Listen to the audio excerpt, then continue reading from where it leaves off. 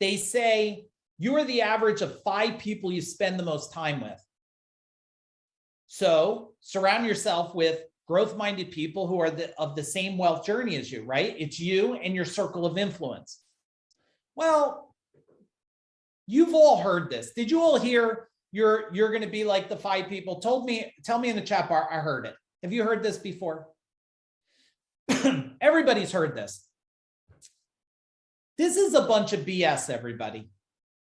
If you put me in a room with 5 or 8 broke people that are miserable, you think I become miserable? No. They become happy and wealthy. Am I making my point? Like, if you put me in 5 miserable people, I don't go, oh my God, I'm miserable. I go, no, we're going to fix this. We're all going to become happier. We're all going to become wealthier. Or guess what? I'm going to move them out of the circle. But most of the time, they're going to stay in the circle, because you know why? You only become like the circle if you're like that circle.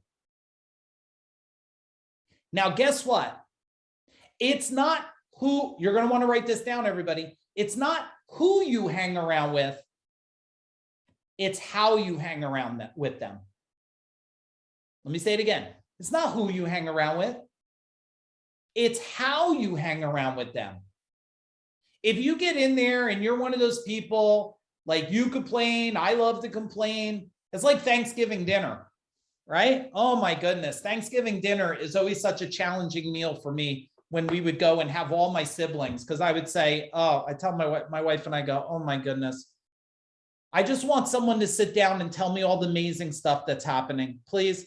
But they sit down and they go, here we go. And they vomit every problem on the planet that's happening.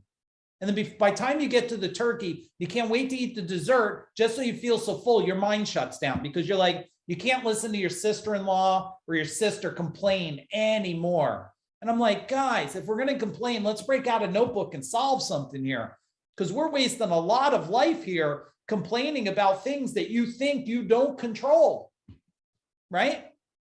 You don't control the price of gas. Well, I got news for you. You control how much wealth you can make to make gas not a problem now, don't you? You could control that. Now, that's true, isn't it? You're in more control than you think. People go, well, I'm not in control of my health problem. Well, it believes on your health. It's all about your belief about your health. If you believe you could heal, you'll probably heal. If you believe you demand to stay sick, you'll probably stay sick. If you believe you'll be broke, you'll probably be broke.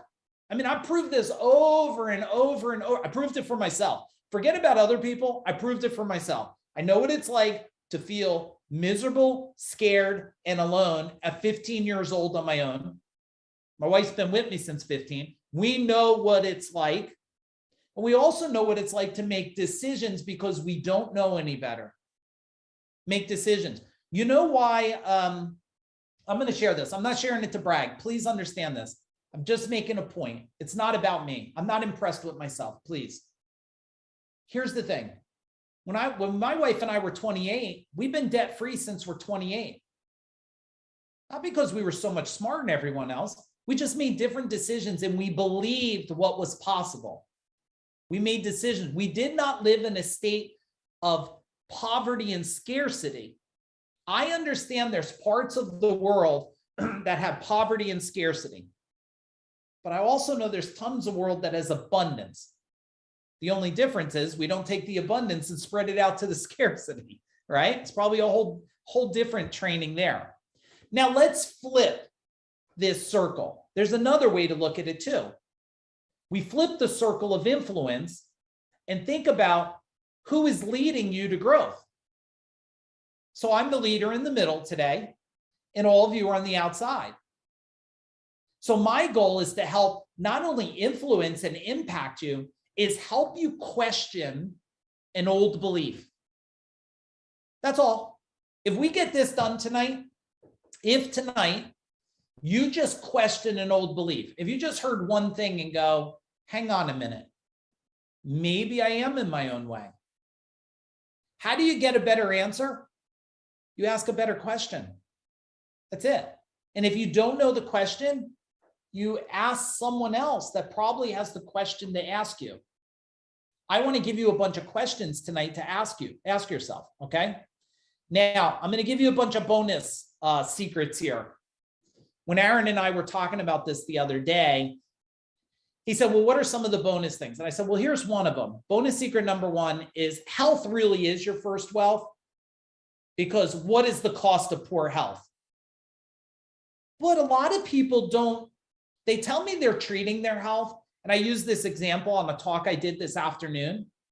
If you were $1 million racehorse, or you had $1 million racehorse, you would never go out there to the $1 million racehorse and say, hang on a minute, I'm going to give you a couple gallons of beer. Okay, racehorse, drink some beer. And while you're drinking the beer, racehorse, why don't you smoke a joint while you're at it? And I'm going to jam a bunch of gluten in your mouth. I want you to eat gluten.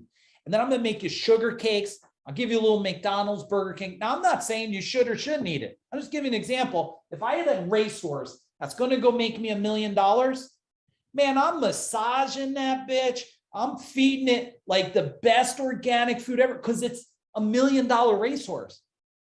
You're the $1 million racehorse. People say they want wealth, but health gives you optimization. Now, I understand some people might have some kind of problem, digestive situation. My dad wondered why he has a digestive situation and just finished eating like Cocoa Pebbles and shit, right? You think COVID was a problem? Walk down the cereal aisle in a lot of the world. I'm pretty sure Cocoa Pebbles is the Captain Crunch. I'm pretty sure is the problem, more dangerous than COVID, right? So health has to be there for wealth. The more aligned you make it, the better you're going to be. Number two, aligned relationships produce wealth. What is the cost of a failed relationship? And how can your relationship help create wealth? Well, look, my wife is super supportive of me. She's really supportive because we're watching the new Vikings thing. Is anybody watching the new Vikings? And we're watching it. And Aaron's probably like, Mike said he's going to be on 6:45 ready for this. And then my wife's like, hello, like, what are we doing here? And I'm like, we're getting ready for a battle scene on Vikings. I'm like, and we won't watch it the rest of the night. So now it's got to wait till tomorrow. But I was like, okay, see, that's a supportive relationship there. One that's willing to support you when you're down, ones that support you when you're up, and ones that show you that you may not know that you're acting like you're down. Relationships are by design, everybody. They don't happen magically. Trust me. My wife and I are together over 3 decades. It wasn't born in fairyland. It was born through trial and error and understanding and learning. And I missed most of the important cues. Garth taught years. I don't know if Garth, you still do it. Garth taught a ton about relationships. Like, I missed most of the cues. Like, I'm getting better at it. I don't know if my wife will type it. I think I'm getting better, but I'm working on it. I'm constantly improving, right? Bonus number 3, return of time. Why do people spend more time like researching the purchase of a car than the time they spend on learning to become wealthy or improve themselves? Like, I watch people spend more time on Facebook and Amazon and shit in their cart, Amazon cart, and what blender they're going to buy. And they don't spend the time on what does it take to solve them, right? And they see no problems buying a fancy car for 70 or 80,000, but then they won't spend a little money to improve their life that pays for the car. You know how many parents I hear complain about putting their kids through college? I'm like, because you stopped learning to make it not a problem to put the kids through college. You thought you got a career and now you're done. I just got this trade. I'll do this forever. No, that will keep you stuck. Eventually, there's a cap at that. Number 4, we're going to take this to a finish line, everybody. Self-worth is a key to wealth. Your wealth is a reflection of how much you believe in yourself. And you raise your belief in yourself and you'll raise your wealth. So many people have been so beat up, right? So beat up that they don't even feel worthy today of having success or having. And you know what? Look, gaining wealth is a little uncomfortable. People are going to want you to buy things. They're going to think you had it easy. They're going to tell you you were very lucky. Well, first off, it's a pretty triggering conversation for me. So please don't say it unless you're messing with me in the chat bar. Say, Mike, you've been very lucky. Oh, no, no, no, no. Mike, you've been very blessed. No, no, no, no. I've been very relentless and refusing to stop. So if I cut off my arm, I crawl on the limb.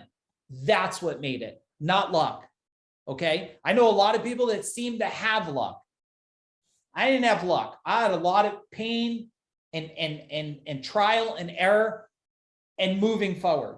That's why when you see me posting and talking, and because it takes brute force, but you got to want to do it, because if you're going to change the world, one thing has to happen. You have to change your internal world first before you're ever going to change the real world, the world out there. You got to change your world first.